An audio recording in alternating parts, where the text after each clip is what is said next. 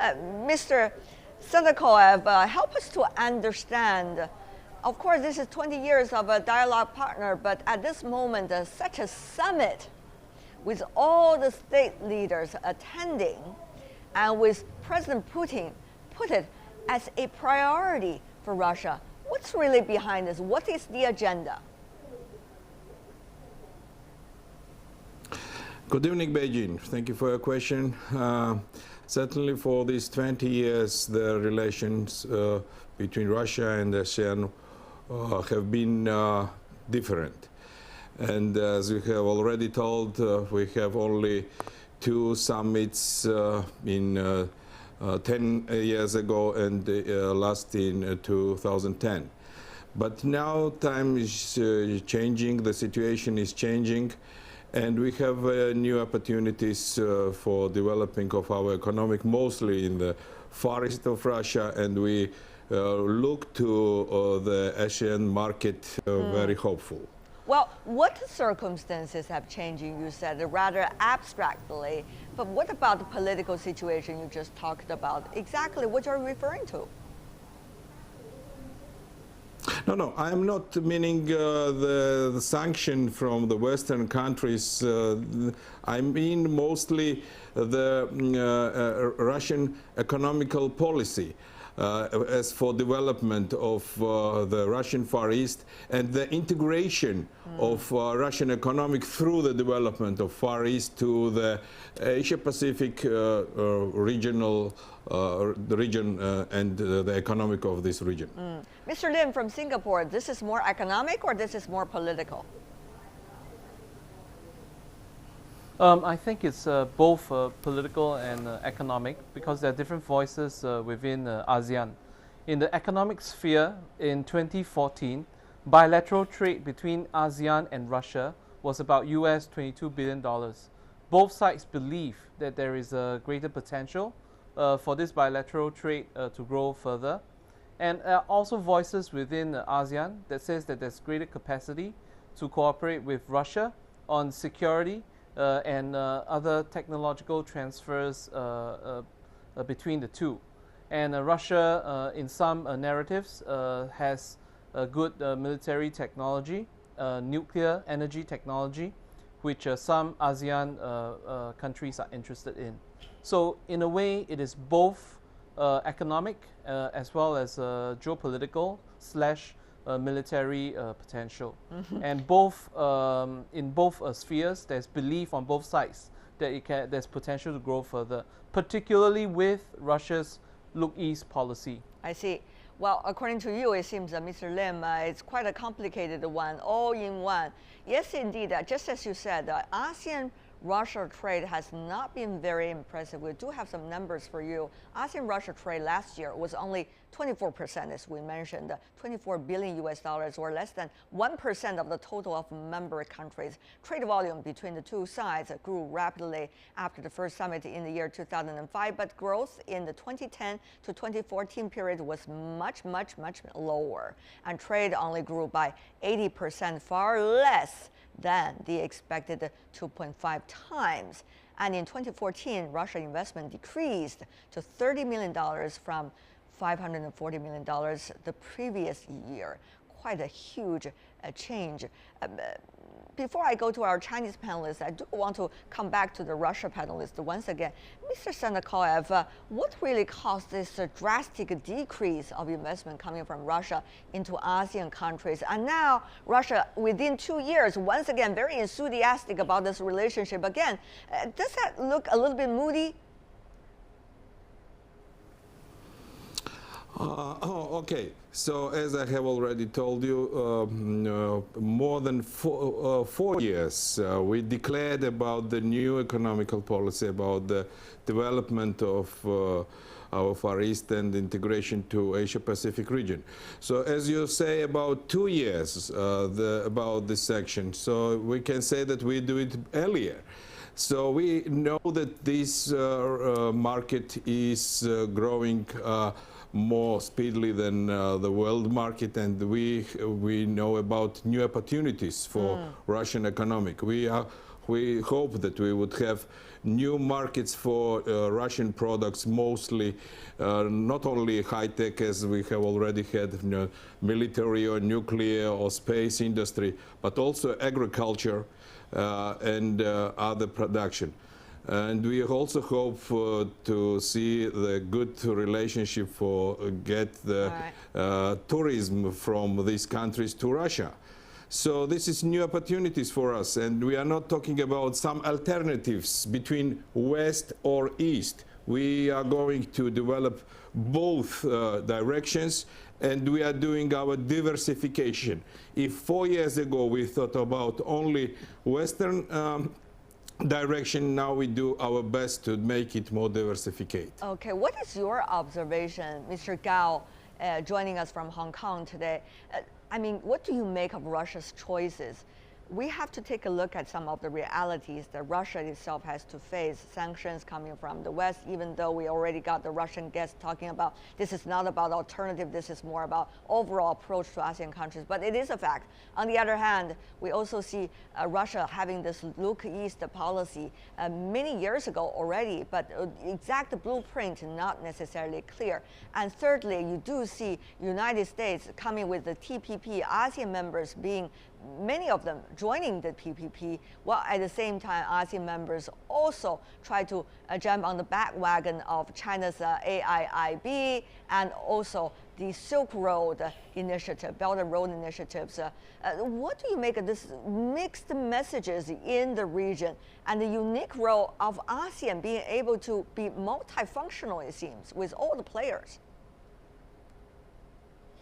Well, I would say this summit meeting between ASEAN leaders and the Russian leader is an important multilateral event in our modern life. As far as ASEAN is concerned, its major trading partners is China, the United States, Japan, and EU, and other countries, including Australia. Russia is not a large trading partner as far as ASEAN countries are concerned. As far as Russia is concerned, Russia and ASEAN do not border with each other. Actually, they are separated by the northeastern Asian countries and China's Taiwan province. However, if you look at the prospect of Russian-ASEAN cooperation, both on the economic side as well as on the political side, especially when Russia is faced with continuous sanctions imposed by the United States and other Western European countries, then it makes all the sense for Russia to strike out and embrace ASEAN countries as an alternative way of reinvigorating the Russian economy and also shifting more and more focus from the European part of Russia to the Asian part of Russia. Asia and Asian Pacific region is the future of the global economic growth, and I think the more Russia can embrace the Asian Pacific region, including ASEAN countries, the better for Russia. Equally, I think for ASEAN country to fill in that missing link. As far as their relation with Russia is considered, is also a very important strategic step. Let's talk about filling that gap. Mr. Lim, as we mentioned earlier, ASEAN has been playing with all sides. I mean, with the United States, with China, with Russia, coming with different mechanisms, being active players. But on the other hand, what is the emphasis of ASEAN itself? Whether this multilateral mechanism ASEAN is getting itself into necessarily going to help to achieve your eternal goal. And by the way, there are a lot of divisions within ASEAN countries yourself and within the ASEAN economies yourself. So what would this mean for the unity or disunity of ASEAN? I think one of ASEAN's strength is that it has traditionally engaged with all major powers in the region. And this includes, of course, the US, Japan, India, Australia, and Russia is included as well. So ASEAN wants to play this engagement with all major powers equally, and that's the reason why it made Russia and gave Russia an observer status in the East Asian Summit. And also ASEAN countries believe in regionalism, in promoting trade. And therefore, some ASEAN countries have engaged in TPP, others have also engaged with China's AIIB.